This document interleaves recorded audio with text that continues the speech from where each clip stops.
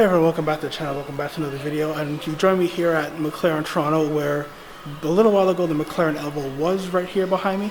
The GM and one of the sales guys here just took it out for a quick run, so we'll wait for that to come back. That's what we came here to check out.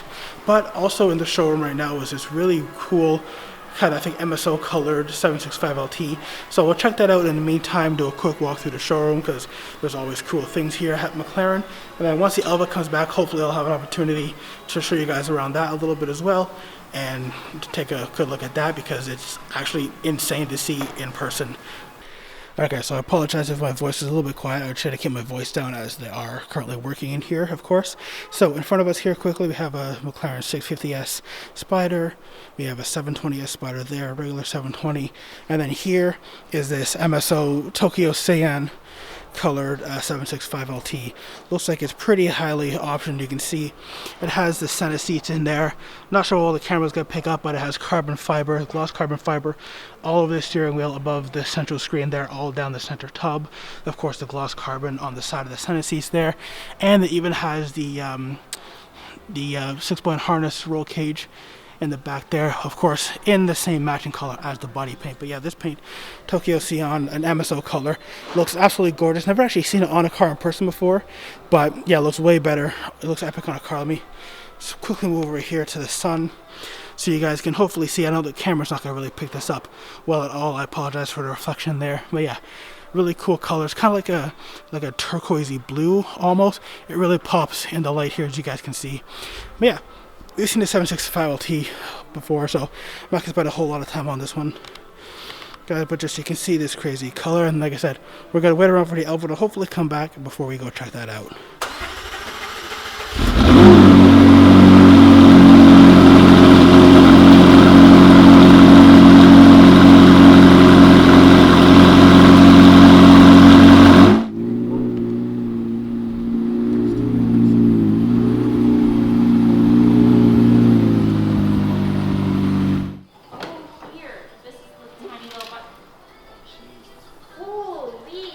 Alright guys, so as you can see, the Elva is back in the showroom now, so we're going to do a quick walk around because I think there's some actual customers coming to see it.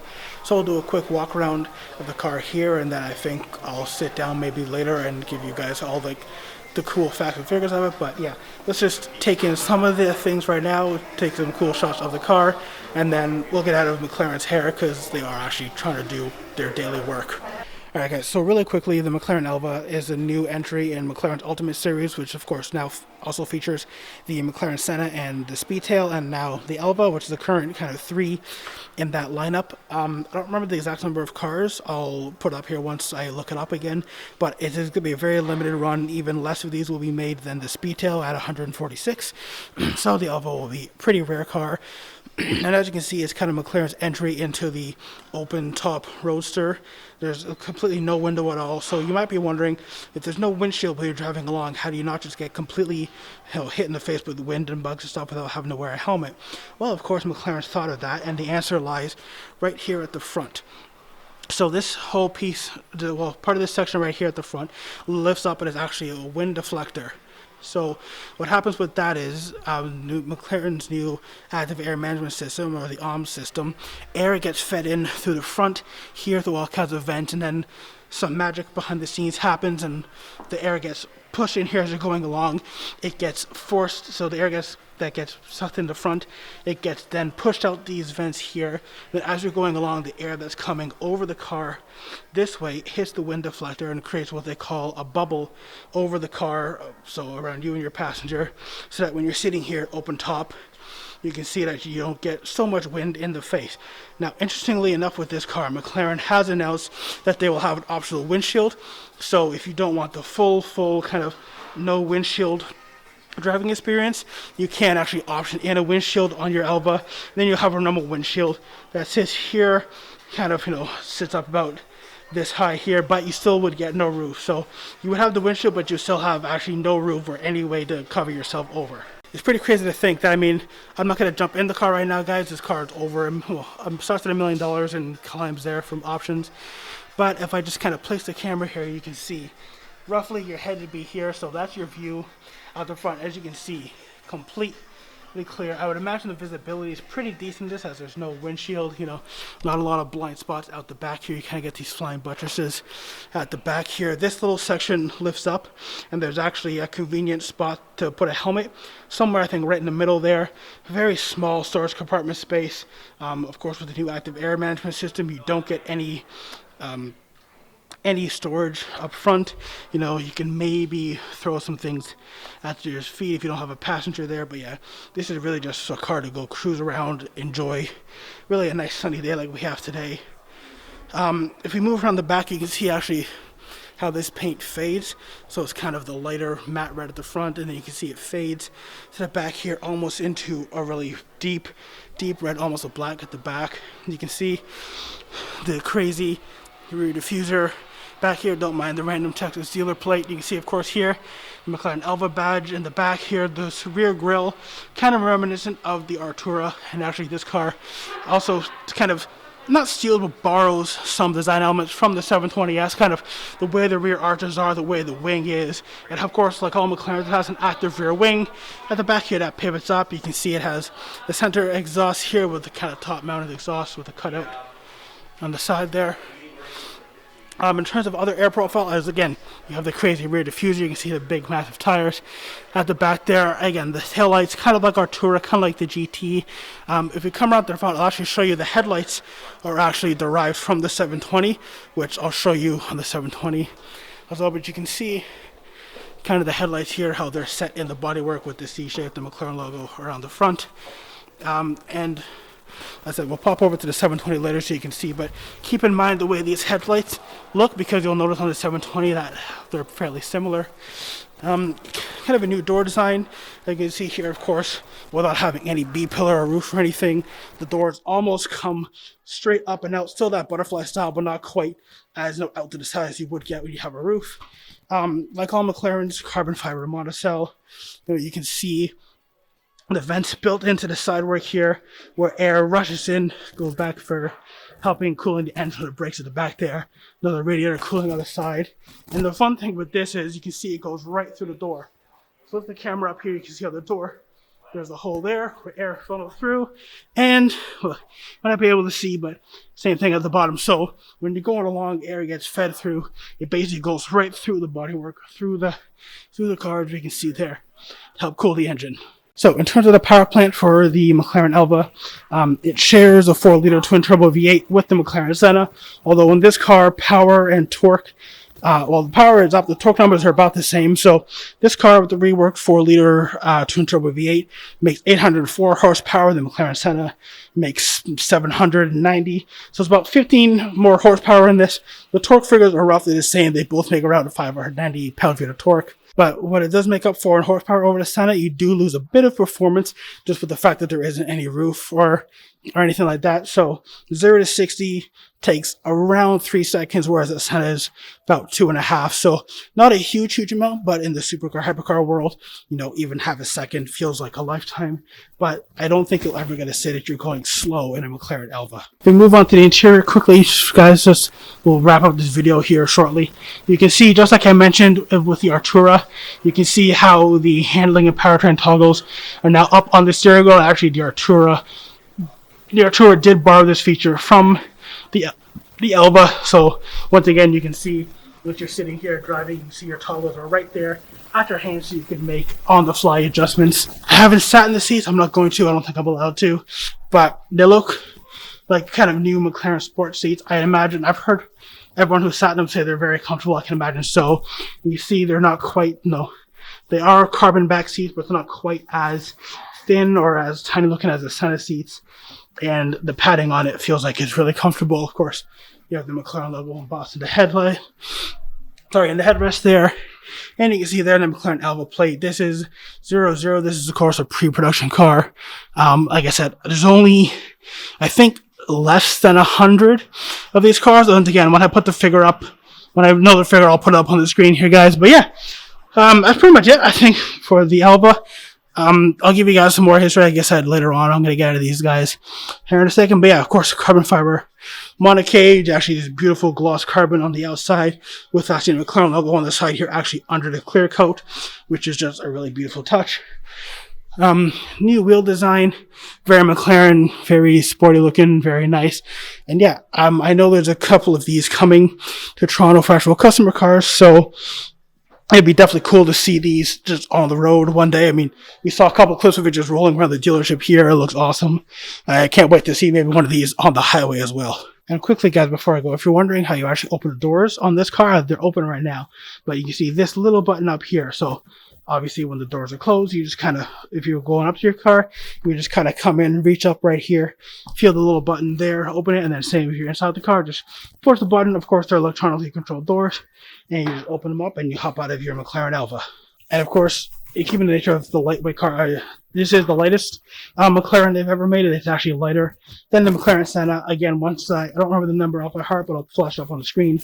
Once I remember how much weight this car actually is, of course, curb weight. But yeah, just like all McLarens, the doors are super, super light. I mean, you can see there, I'm literally using one finger and I can close it down. So I think I'm going to actually go ahead and just close down the doors here for them. And then you guys can see. So you walk up, you just kind of pull the button there and you pull the car doors up. So the last thing I want to touch on here, guys, as I said, remember the headlights here? Well, I said it comes with a 720.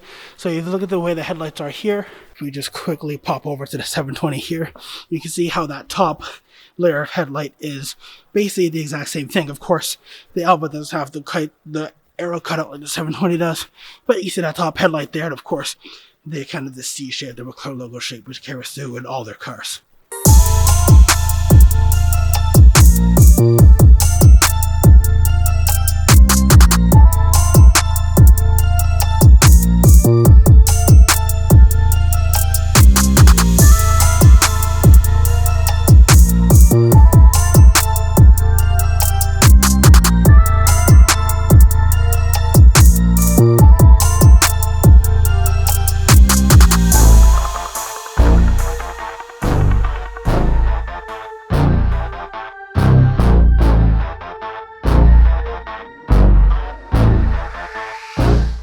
Alright guys, so back in the car now. As I mentioned, I didn't want to spend any more time than I had to inside there with the Elva.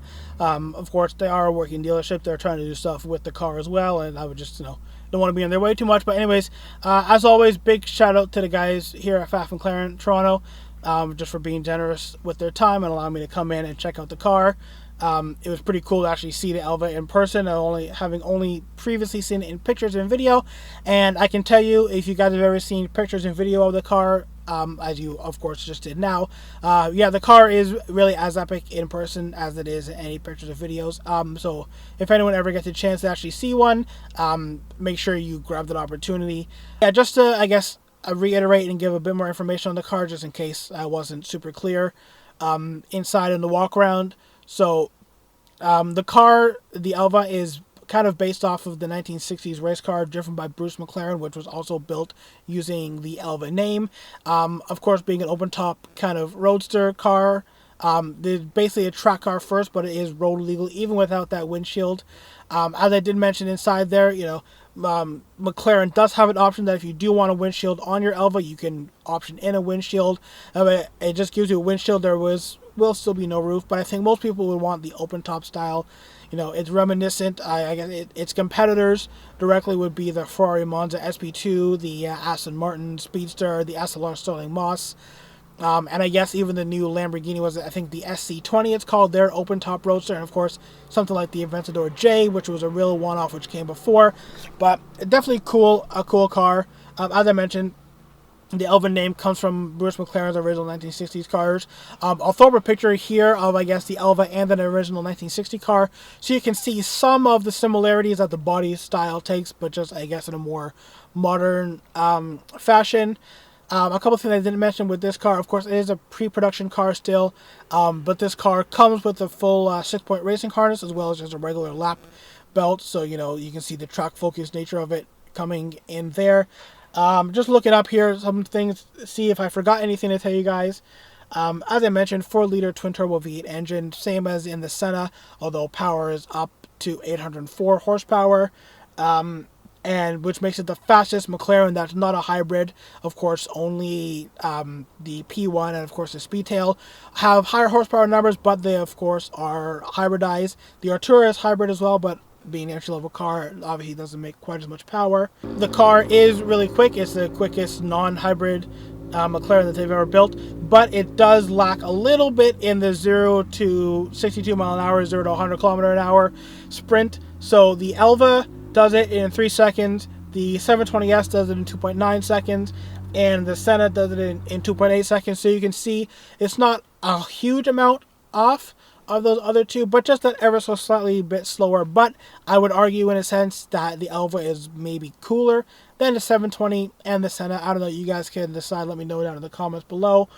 Top speed isn't actually discussed, but it should do well over 200 miles an hour. I know I heard one of the sales guys here saying that once you get over about 120 kilometers an hour, you really can't hear anything but the wind rushing past your face, despite how loud the car is with being the open cockpit style.